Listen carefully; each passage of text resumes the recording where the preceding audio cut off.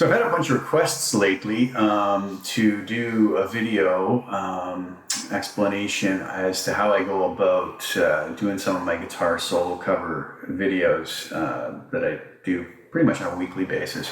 The first thing is, like, oftentimes when I first started them, I would just look online, search on YouTube for a backing track, and oftentimes find something that was of sort of decent quality, but oftentimes the audio quality in the backing tracks is pretty substandard. I mean, I've done a lot of videos with those and just kind of put up with the sound quality. But recently I've been kind of diving into more, taking the time to make my own backing tracks. Trying to come close using just like virtual instruments to recreating the track, adding my own rhythm guitar, programming the keyboards and the bass and whatever else I need to do to get a decent backing track. And it's been a lot of fun. So I figured I'd do a video kind of showing my process of creating the backing track, shooting the video, editing it all together, mixing it, and trying to make this not too long-winded and boring. I chose the song Still of the Night by Whitesnake, a classic old 80s rock tune. So I thought, I might as well try this to recreate the solo section, drums, bass, rhythm guitars. And I figured I would take the Line 6 Helix patch that I created using the new Plexi Trim model for the last couple of videos I put together about how to create Helix sounds, and I would use that sound within the mix. So I'm going to switch over to my DAW or DAW of choice, which is Cubase 9. Just updated that to 9.5. And I'm going to show you some of the tools that I use in there to create these backing tracks. So yeah, let me switch over to that and I'll kind of get started showing you what my approach is to building a track from scratch. So here we are in Cubase. As I was telling you, this is Cubase Pro 9.5. It's a great DAW, so many amazing features. So like I was saying, I've already done a little bit. I've imported Still of the Night snippet that I need for what I'm going to try to recreate, just the solo section. So that's it's right here. It's already imported into, as you can see here, Still of the Night.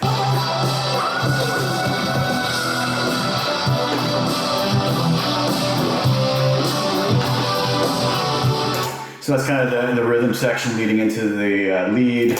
If you go up to, I believe it's the project panel here, you'll notice it says beat calculator. So I can open that and it says tap tempo. So I can start the song, and then as it's playing, I can just tap on my space bar and it's going to give me a rough idea of what the tempo is going to be. So let's watch here. Here's how that'll go.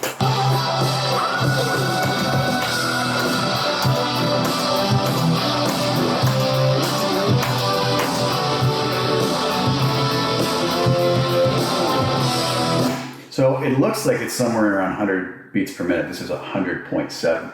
So now I'm actually really in a position to say, okay, let's go start and program some drums. Okay, so my tool of choice for that is the amazing new Superior Drummer 3 by Toontrack. And that's what I've just called up here. They got some really good tools in here that can allow you to program your drums a lot faster instead of, I always have the choice of just going down here, saying add an empty MIDI block, double clicking that, and it gives me a grid editor where I can actually come in and, like, paint notes in. That's set to chord note. I could create a really quick,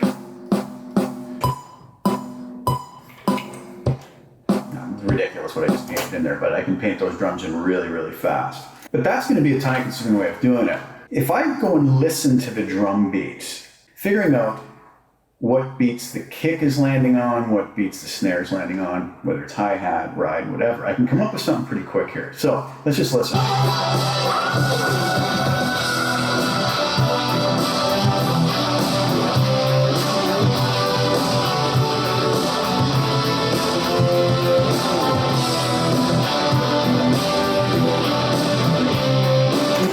Basically kick drum on beat 1, snare drum on beat 2, kick drum on beat 3, snare drum on beat 4, and then if you notice right at the end,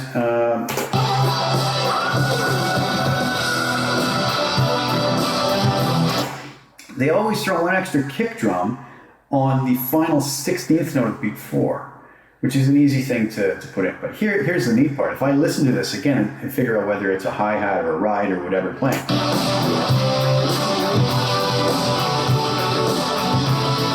So it's a steady, fairly closed hi-hat doing eighth notes. 1 and 2 and 3. So I can go back now with that knowledge, and I can go to the groove section of Superior Drummer, which has a really great groove library built in. I also have other grooves in. I can get rid of this MIDI. I can do tap to find. So I can go in now with the tempo I set, hit tap to find, and just actually tap in the rhythm, whether you have a drum pad. I'm just going to use my mouse. And just watch. This is a really interesting little feature of Superior Drummer 3. So there's your clip. 2, 3, 4. 1, 2, 3, 4. So we know there's kick on 1 and 3. 1, 2, 3, 4. 1, 2, 3, 4. 4. Now you see that we've got our kick pattern. Now we're going to come in and put the snare on 2 and 4. 3, 4. 1, 2, 3, 4. Now we also know that we want closed hi-hat doing eighth notes. 3, 4. 1, 2, 3,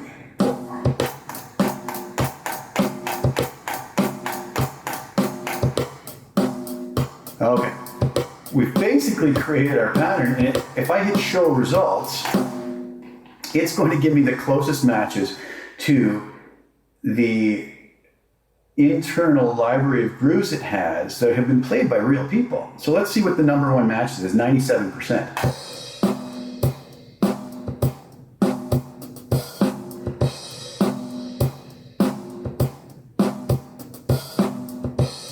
Let's look at the next one because it has closed hi-hat. So you can see nothing is perfect, but I'm going to take this first one. I'm going to drag it right down here into my timeline and double click this groove, and it's going to bring me to the editor. Now what I can do with this, it's really interesting, is I can see all the notes I have here. So kick drum on 1, snare drum on 2, kick drum on 3, snare drum on 4. There's my 16th note kick I need. This one is starting off with a cymbal crash, which I don't really want right now. I'm going to just drag that up to be a hi-hat. Now, keep in mind too, I haven't really picked a drum sound I want yet. I'm just going with whatever opened up in here. It's fine just to, I'll worry about that later when I'm putting this all together. So, let's listen. Now, if you notice, that's not what we want. They went and did sort of a syncopated thing where the kick drum goes on 2.5, or the and of beat 2. I'm just going to slide that over to 3. I don't want this kick in there at all, so I'm just going to remove that note. And then I've got my 16th note here. They also put a little bit of some sort of a ghost note here on the hi-hat, which I don't want because that's not happening. And I've just created the main drum beat for Still of the Night here. So let's listen.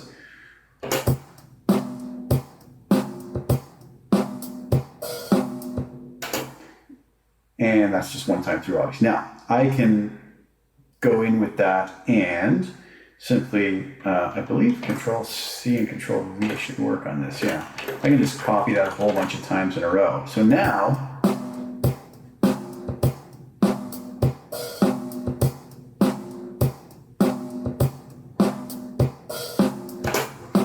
I just noticed one thing. I'm going to undo all of that because I heard one thing on the hi-hat I don't want. I heard one of the hi-hats turn into an open hi-hat. I don't want that. So if I expand my hi-hat sounds here, if you notice it says tight tip, that's going to be that sound we want. And then here they went open edge on the hi-hat is not what I wanted. So I'm simply going to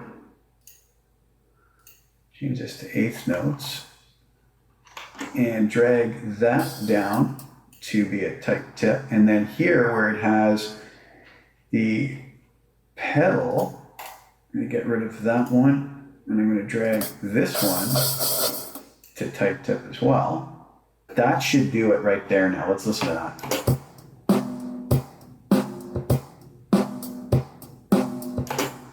That sounded a lot better.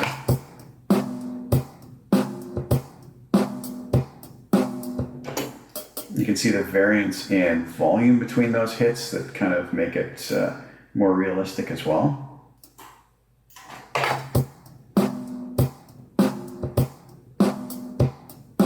Now I can go down here, I'm happy with that, and I can just kind of copy and paste that a whole bunch of times, and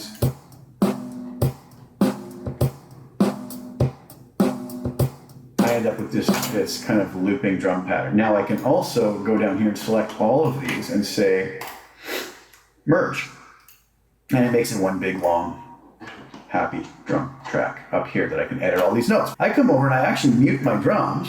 I come back to Still of the Night and I say, okay, well, I want to actually create the drum track that is being played in Still of the Night. So I'll go back into Superior Drummer. Even though I can't hear what it's playing, I don't really want to hear what it's playing. I want to hear what Still of the Night is doing so I can recreate those drum parts in here. I'm just going to do a little bit of this, and then I'll kind of go away and get this done so that you don't have to sit and watch me click the mouse a million times to get this to where I want it to be. But so let's listen. Right off the bat, you hear there's a big drum fill here. So where it sounds like 16th notes. So this kick drum here, I can just drag down and become a snare. I'm going to change my quantize to 16ths, and I'm going to take my pencil tool and add in my snare roll. Get rid of the hi-hats there because the drummer would no longer be playing those if he's doing a fill. It sounds here like he goes down to toms. So tom, tom, no kick drum there. So then it sounds here like he does hit a crash cymbal, so I'm going to come down there and do that. Now, from here, we should be pretty close, and let's see, add some more fills in. We'll just add those cymbal shots and fills in, but we've got a good basic outline of what we need now. Okay, so let's listen.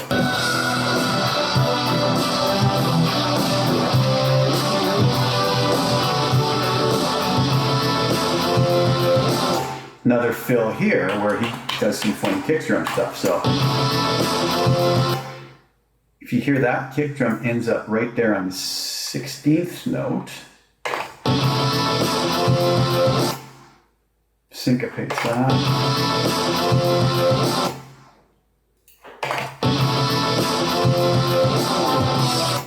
That's it there. That part is what he's doing on the record now.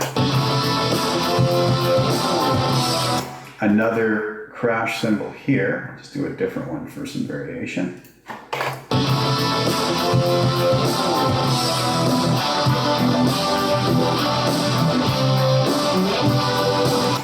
didn't hear an extra kick there that time, so let's go back and listen. It seems like he's getting rid of that extra 16th on the kick.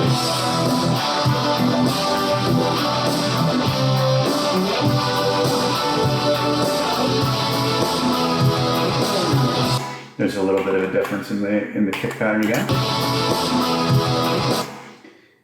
He has an extra 16th there. And another kick there. And he moves that kick to there. And then there's a crash cymbal here.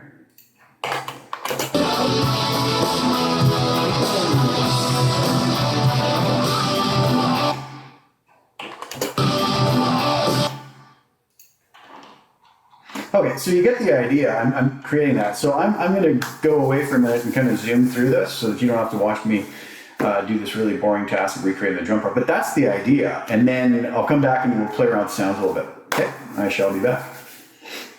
So now we can listen to the tempo, or the drum programming. But here's the drum track. Now, I still haven't chosen the drums I want, but...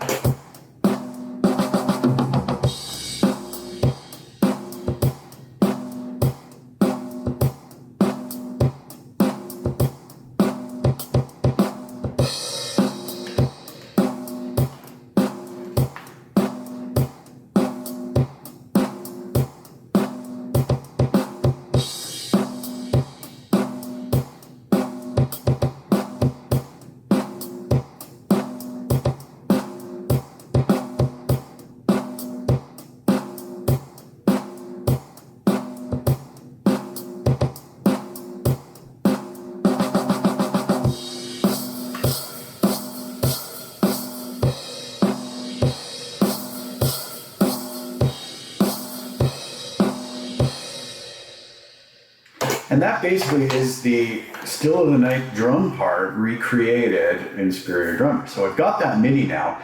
I could then say, well, now I want to actually dial in some drums. This is just a standard Gretsch kit that comes up.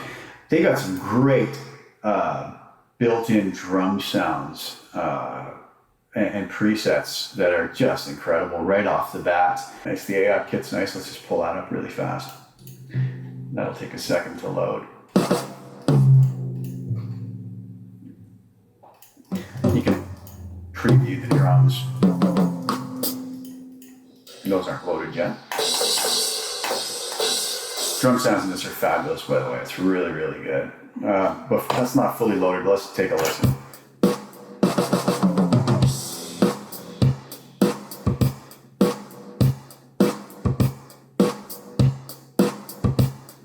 I'm happy with that. Let's keep that for now.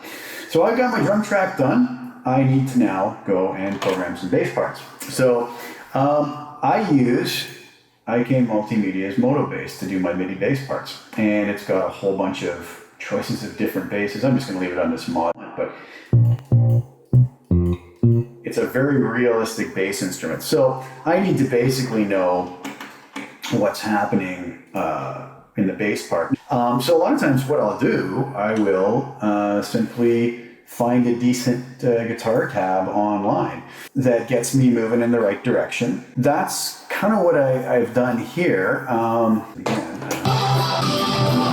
all right, I think I know where I am in that now. In this tab, I'm looking on another screen over here, sorry, to see the tab. So they've tabbed up the bass part in a way that I actually think is pretty close. So it seems like we're starting at measure 101.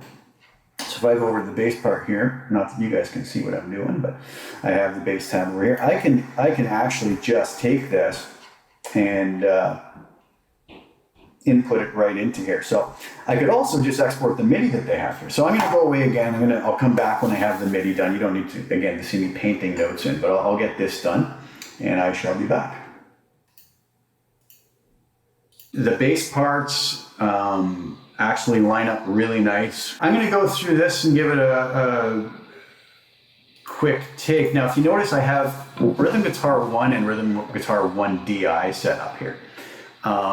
This is going to be my dry DI track that's going to be recorded for reamping purposes if I need it.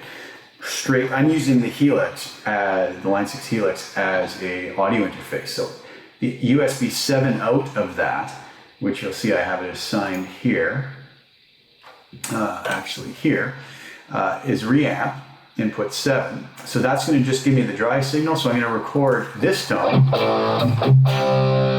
that you hear. I did make a little slight change to it too, actually. I went to, for anybody who watched the previous videos, the 4038 ribbon, and I'm mixing in the 67 condenser on this. So I'm fairly happy with that. We'll see how it works. But if I find later when I'm mixing that these guitar tones are just terrible, I can always go back and reamp them and tweak them a bit to suit this song. But I want to try to keep it this. You know, I'm not trying to recreate the sound of the White Snake record, just more get the solo done. So let me track some rhythm guitars. I'm going to double track them, pan them hard left and right just to give it some beef, and we'll go from there.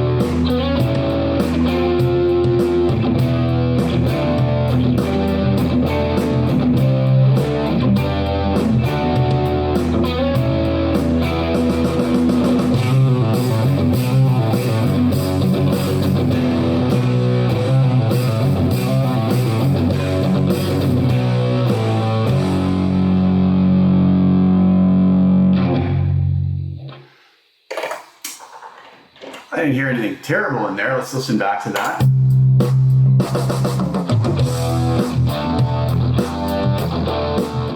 Okay, so I'm gonna just double track. I'm gonna do another take of that on the other side just to fatten it up because I have that panned hard right, I believe, hard left. That one's hard left. This one will be hard right.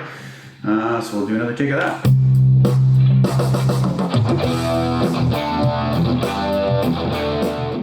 Let's listen back to that now. That's going to be 2 quick takes. Probably not perfect. We'll hear how it sounds. If I have to fix something that later, punch a note in here or there, I can do that. But I'm not too concerned right now.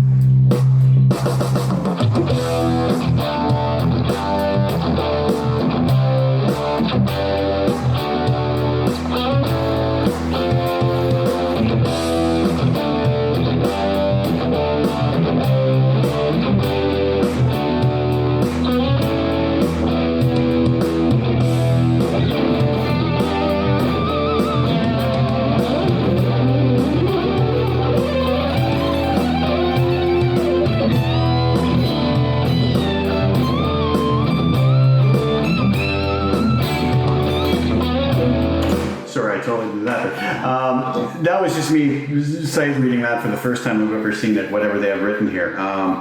Yeah, so I'm probably happy with this, and I'm ready to kind of go to the next step of saying I'm going to mess around with the solo a couple times. Like I said, honestly, right now I've never played this before. I've looked at it from the tab here, made a couple quick deductions. There's the tab there with a whole lot of ridiculous 30-second notes that are never any fun to pull off. Another point about that is I'm really not going to try to recreate exactly what John Sykes played here. That would be really silly, and I don't think it would be any purpose. John Sykes already did the perfect version of the Still a Night solo, so this is going to be my version of it. Something similar to get the vibe of what he's doing, and that's kind of what I've done with most of these guitar solo videos. So anyways, just, you know, if anybody wants to hear the exact thing, they can go listen to the Whitesnake record, I guess. And it's going to be better than what I do. So anyways, I'm going to kind of go away, get set up, and to where I usually record these, which is the other wing of the studio, which happens to be like 3 steps over there. Get my camera lighting set up and whatnot. And I'll come back, actually record the take, hopefully, after maybe running through this once or twice, and come back and sort of see what we can do to edit this all together. All right, sit tight, be right back.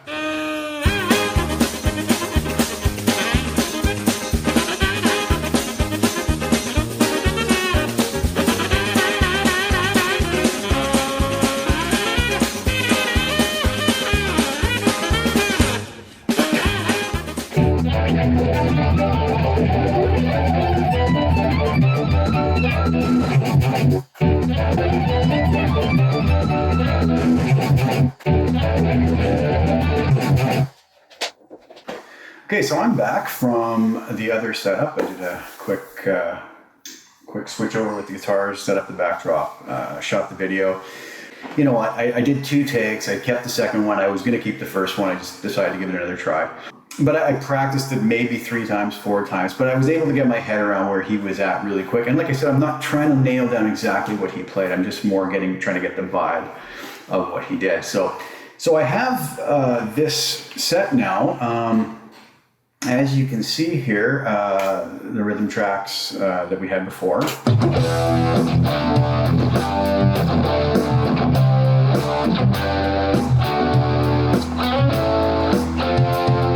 Which is that patch I created the other day using the new 50-watt plexi trem on the Line 6 Helix. But here's the solo part here. This is not mixed in any way, shape, or form right now. So.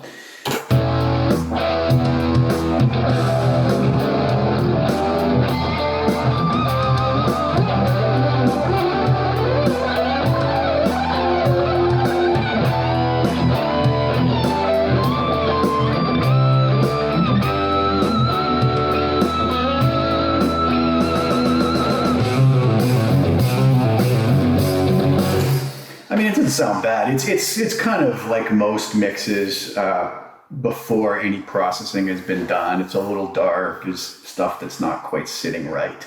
I'm really not going to spend that much time on a mix here. I'm just going to, I kind of like that drum sound. I'm happy with that. I may try to brighten that up. One of the first things I'm going to do here is just select my guitar tracks, just edit out any of the noisy junk at the beginning and the end. Same with over here. We don't need any of that potential pickup hum or that off. One thing Cubase does really cool is I have my track here, which is the original Still of the Night track. I don't want to hear any processing I do on the master bus on this. So I can go to the Q sends and set it up as a Q, take it out of the main stereo path, and then no bus. And then what I can do over here in the control room section of Cubase is monitor back and forth between the original track, and I can kind of balance the volumes of them as well.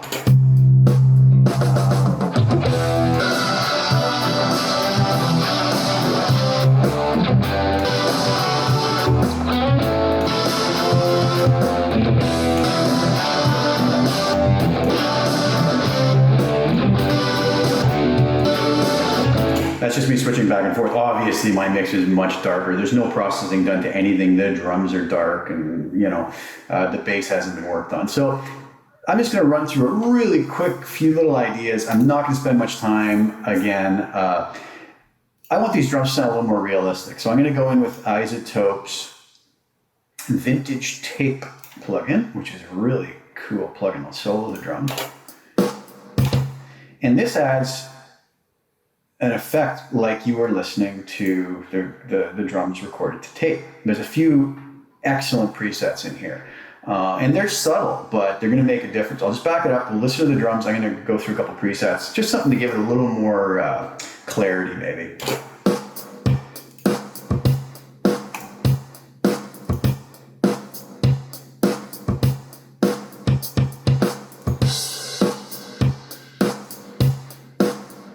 And isn't that funny? The preset I chose is called Clarity. And it just brightens the drums up a little bit, gives it a little bit, just a more realistic sound to it.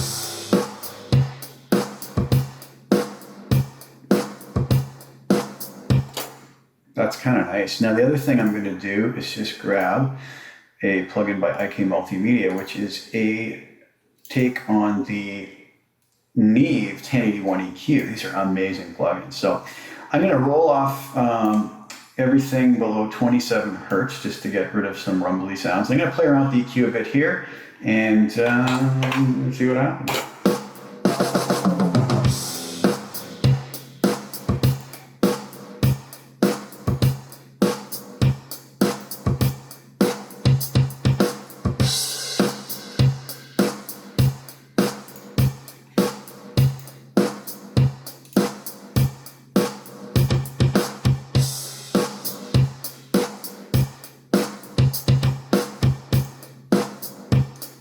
Okay, I'm done with that. That's good for now. I'm not making a record here. I'm doing a YouTube video, So what I've done is I've added the vintage tape to give it that tape feel to it. I went down to 56 hertz where the kick drum will live, and I've just added a dab to give it a little bit of a kick. I went to 470 where some of the mid-range mud can live, and I just pulled a dab out, and I went up to 10K and put a shelf on that as well. And I rolled everything off below 27. I also hit the front end harder, so you get some of, IK Multimedia has worked in some of the distortion characteristics of the Neve EQ. So you can boost it, but then the drums get louder, but then you can take the output down. So you're hitting basically the transformers of the EQ, making them distort in a nice way, and then pulling the whole volume back. So I'll just play the drums and I'll A/B. This isn't high quality audio, so it might be hard to hear the difference, but I think you'll hear the difference in the whole mix. So here's that again. EQ off. Now I'll clear it on.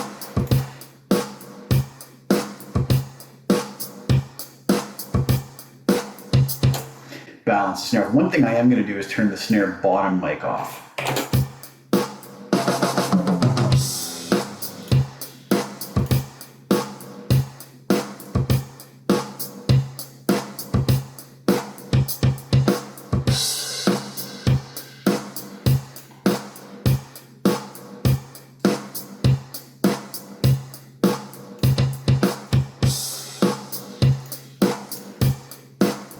One other thing I'm going to do is they have a bunch of really neat room mics in here.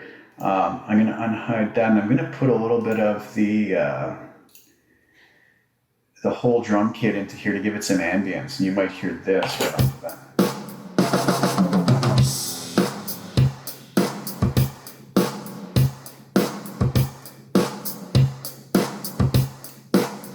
That's great. I think that should sit fine. So already, if I just put that back in the mix now.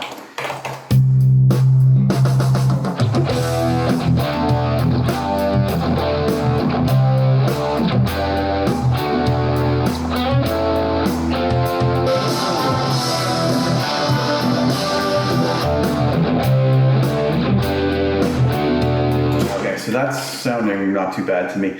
A really neat plugin that Isotope has as part of their music production bundle. There's a couple plugins that are going to go right to the master bus and put on. And this is really neat for doing these cover videos because, IK Multimedia has something called Master Match, which is really interesting.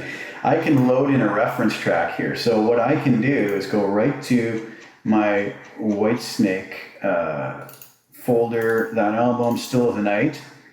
Load it in there, and what you'll see here, and I hope it's not ridiculously loud. Okay, it's not too bad. I can find where the solo will be.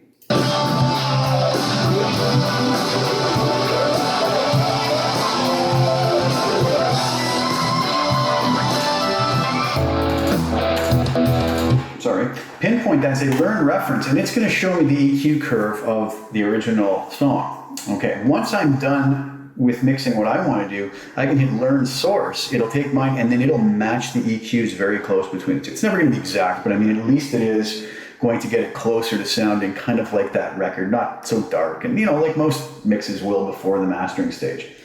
The other one I put on is Isotope's Ozone, which gives me a whole suite of, I don't know if I triggered that, did I? Yeah, there it is.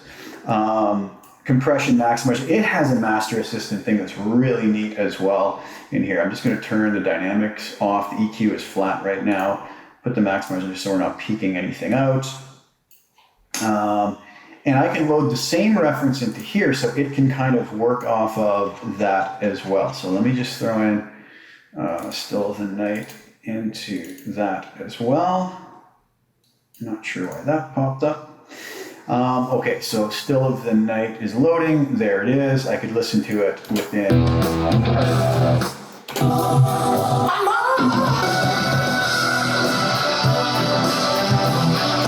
Okay, and there's the reference in there, which I don't want to listen to or see right now, but it's there for future reference.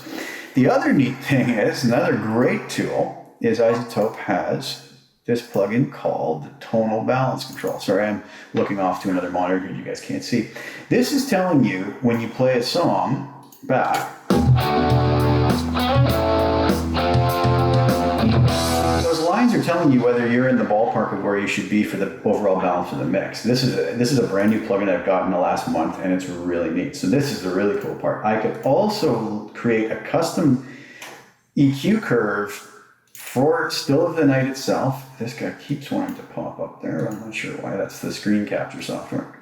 So there's the custom curve of Still of the Night. So I want to try to get these lines floating in there to know that I have the proper EQ curve. So let's just play this and see. I'm probably very bass heavy right now.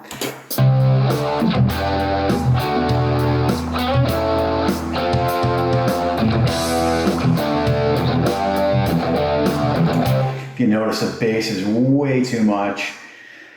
The high mids are down too much. So, you know, there's some work to do obviously on that. So I'm going to go first into my bass guitar, and I'm just going to put a high pass filter on around, I'm going to go right to 80 Hertz and pretty steep just to get those lows out of there a bit.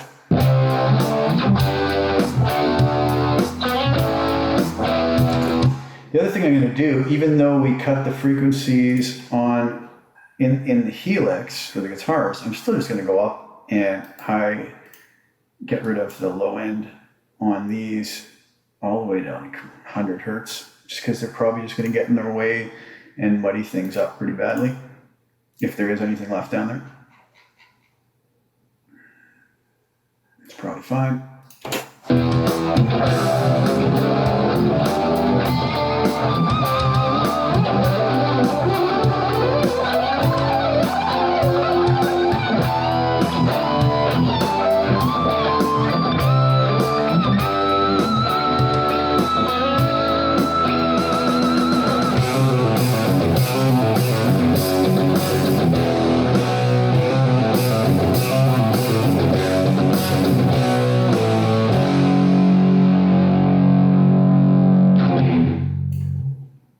starting to come together now. You can see that my curve here is now kind of where I want it to be, very close.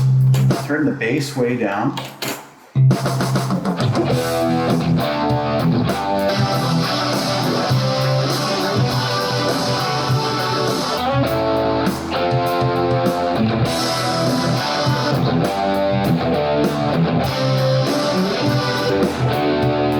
Now you can hear how the guitars are much darker than I recorded, right? And that's because of how I set my preset up with the ribbon mic. So what I would do for this video, you know, I might as well. I'm going to go in here and throw on another one of those 1081 EQs just to show you. I don't usually mess around too much with the sound that I record from the Helix, but here I'll just try to get something going a little more like that.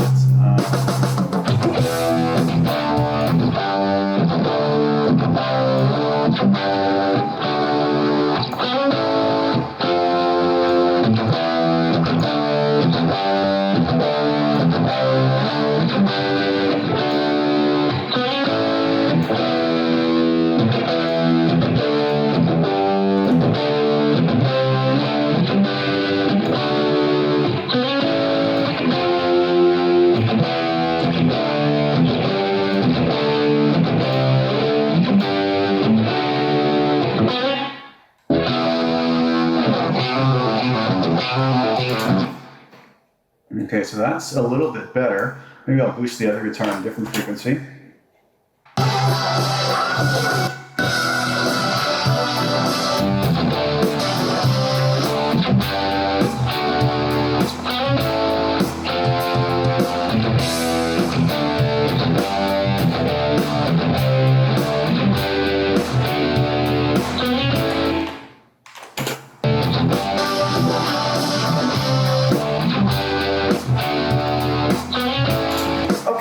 I'm getting happy. That's not exactly like the record. It's not going to be. I mean, you know, different drums, different bass, different everything. So I'm for a quick thing, I'm taking even longer than normally I would just to explain this. But I'm going to go in, because these are fairly dark tones, I'm going to go in and do the same thing to the lead guitar sound.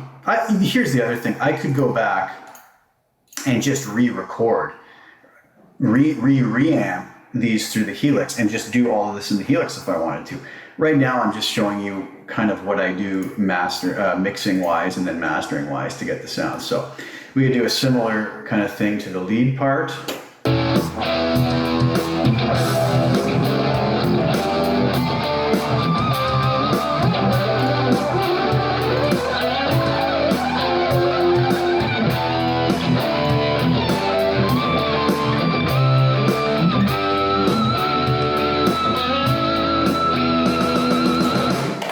Cut a little more.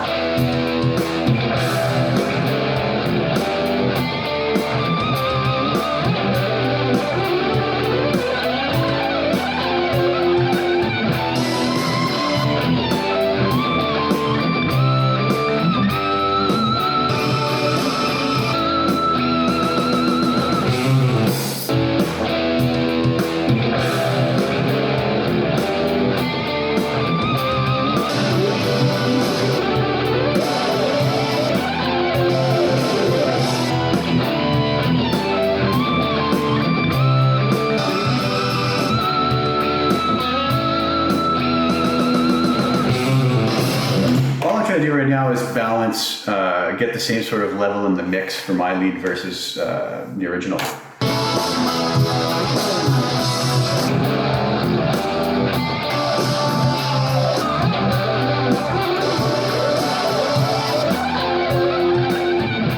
I'm kind of happy where that's sitting. Now, this is where the magic's going to start to happen, because I can go now to these plugins at the end, the mastering plugins, and say, okay, I want to do this master match thing. So for my K Multimedia. So I'm going to play, it's going to say learn source. I'm going to play my track through, and then it's going to match the EQ curves to the two. So we'll listen through one more time. I'm going to hit learn source.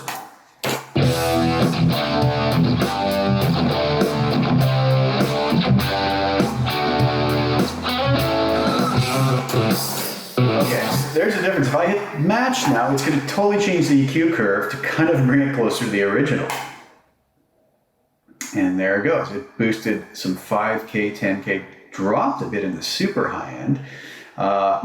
Did very subtle stuff here in the low end. But now let's listen to that.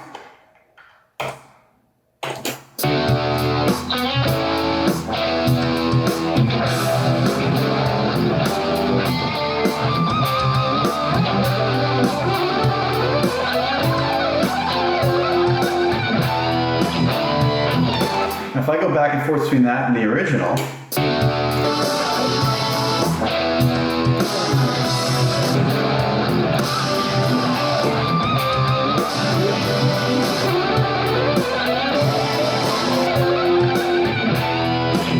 it's pretty incredible how it comes together. Obviously, it's not going to be exactly the same, but I think my lead is a little bit louder. So the mastering here has helped to just boost it up a little bit and make it sound a bit better. So we'll leave that. That's fine.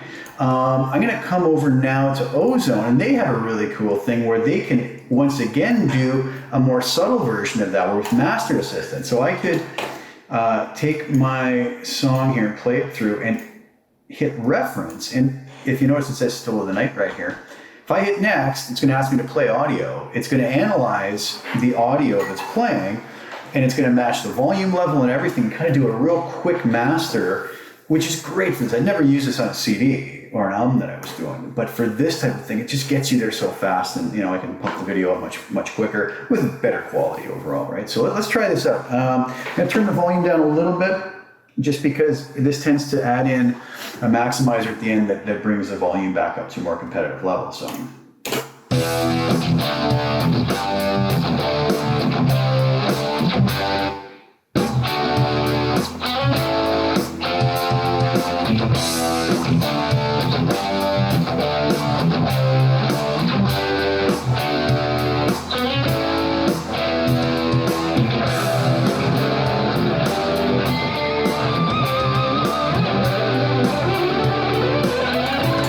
Okay, so I'll hit accept on that. Now on the EQ, all it did is take a little bit of high end off, which, you can change all this after too. It put some dynamic EQ just to keep some frequencies under control. And then as far as the maximizer goes, it really didn't do much at all. So it did very, very little. It's just controlling some peaks and whatnot. Let's listen to that in comparison to the original. I think volume-wise,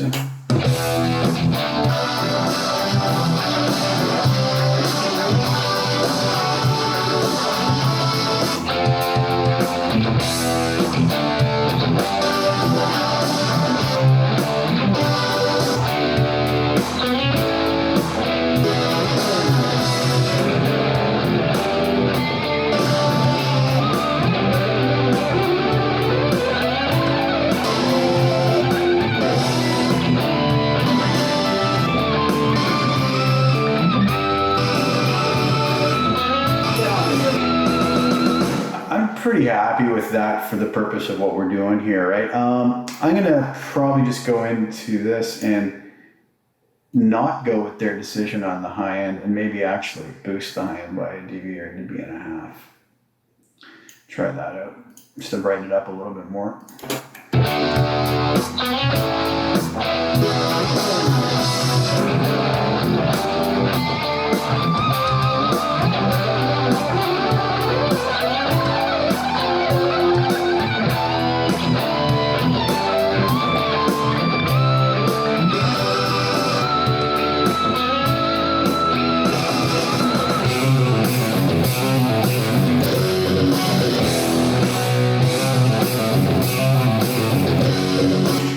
I'm pretty happy with the way that that's come out and is sounding. It's all right.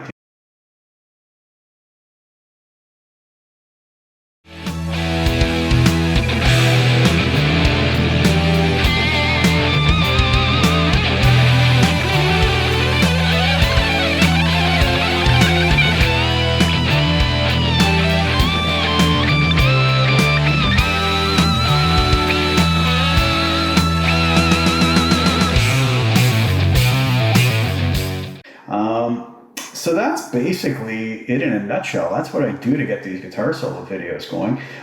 I hope that somebody got something out of that and that you guys enjoyed. it's a lot of fun doing these, and I've got a whole bunch of guitar solo cover videos coming up over the next little while, and done a whole bunch of them in advance actually, and really showing off the Helix guitar sounds. And this is kind of a neat thing to see how the Helix can be used in a studio situation where you can play with it after the fact too. So, you know, and much like even live, right? Your front of house mixer, he can take your darker tone, he can brighten that up front, because I hear a lot of complaints. I actually had some comments off the last YouTube video where people were saying, like, how do these translate live? Because everybody's complaining is they dial in the sound at home, and then when they go live and turn it up, they don't like the sound anymore. It's real harsh and real piercing, and they get really harsh tones that they think are nice there, but when you get to stage volume, all of a sudden they're extremely piercing and difficult to listen to. I find a lot of what I'm doing here with the ribbon mics, darker tones, when you crank them up, you don't get that harshness. And a mixing engineer can always add that at the front of house, right? You can always go into your global EQs at the venue and go up to, you know, 3,000 hertz, 4,000 hertz, give it a little bump, you're fine. But it's going to be a lot harder if you've dialed all your patches in really bright and harsh. So I find that I prefer that way of doing it. A front of house guy is either going to boost our, you know, certain frequencies if it needs be. We can do it with the global settings in the Line 6 Helix. And, you know, or in the studio, we can do what I was just doing with the EQs and whatnot. So, thanks so much for watching, guys. Please hit the subscribe button, you know, and like the videos, share the videos. I really appreciate the support and all the really great comments I've been getting. It makes it all worthwhile. And I appreciate you guys, you know, being so great to interact with. And if there's any comments, please leave them down below. I'll try my best to answer them. Hope you guys like what I'm doing here, and I hope that can help somebody to be able to create their own backing tracks, or even, this is the same process I use for writing music, right? I'll obviously come up with a riff, get in with some drum grooves, play around with it till I'm happy with it, and just a very similar process to this, you know. So yeah, thanks so much for listening, and this is probably a bit of a long video, but I hope you guys enjoyed. Take care, we'll see you again.